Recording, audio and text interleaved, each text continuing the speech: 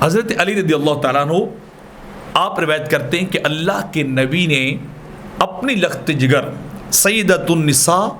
حضرت فاطمہ رضی اللہ تعالیٰ عنہا سے آپ نے ارشاد فرمایا تھا کہ یا فاطمہ قومی فشدی ہدیتکی، اے فاطمہ کھڑی ہو جاؤ اور اپنے قربانی کے جانور کے پاس جاؤ، یعنی جب اس کو ذبح کیا جائے وہاں تمہیں کھڑا ہو جانا چاہیے، وہاں قربانی کرنے والے کو وہاں موجود ہونا چاہیے جو اپنا جانور اللہ کے نام پہ ذبح کر رہا ہے۔ اور پھر بھی آقا صلی اللہ علیہ وسلم نے فرمایا فَإِنَّ لَكَ بِأَوَّلِ قَطْرَةٍ تُقْطَرُ مِن دَمِهَا مَغْفِرَةٌ لِكُلِّ ذَنبٍ، کہ جب قربانی کے جانور کے خون کا پہلا قطرہ بہتا ہے تو وہ پہلا قطرہ کیا ہوگا؟ مغفرۃ لک من کل ذنب، وہ تیرے ہر گناہ کے لیے بخشش بن جاتا ہے، ہر گناہ کو مغفرت میں بدل دیتا ہے۔ یعنی ایک قطرے کے بدلے میں جو جانور کا پہلے دن نکلتا ہے، اللہ کیا کرتا ہے؟ جو پہلے مرحلے میں قطرہ نکلے کیا ہوتا ہے؟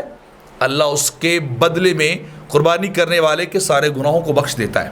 سارے گناہوں کو وہ معاف کر دیتا ہے۔ اور پھر فرمایا میرے آقا علیہ السلام نے انہ یجاؤ بلحمہا ودمہا توضع فی میزان کی 70 ضعفا، کہ قیامت کے دن وہ جانور اپنے گوشت کے ساتھ آئے گا، اپنے خون کے ساتھ آئے گا اور 70 گنا بڑھا کر تمہارے میزان میں رکھا جائے گا، جہاں نیکیاں تولی جائیں گی میزان عدل میں اے فاطمہ وہ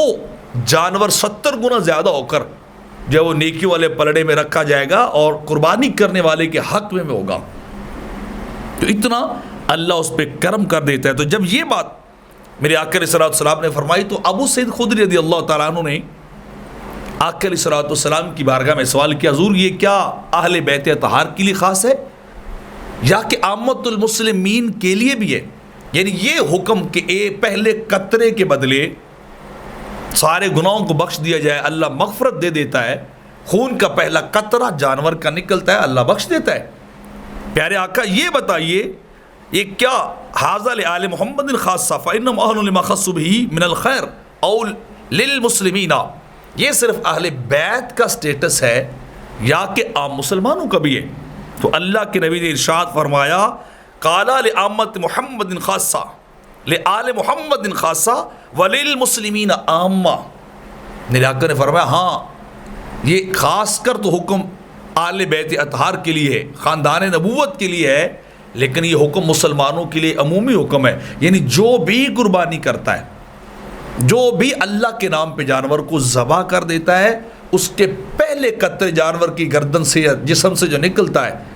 اللہ قربانی کرنے والے کے گناہوں کو بخش دیتا ہے۔ یعنی یہ پوری امت کے لیے اعزاز بنا دیا گیا ہے، پوری امت کو یہ درجہ عطا کیا گیا ہے کہ اگر تم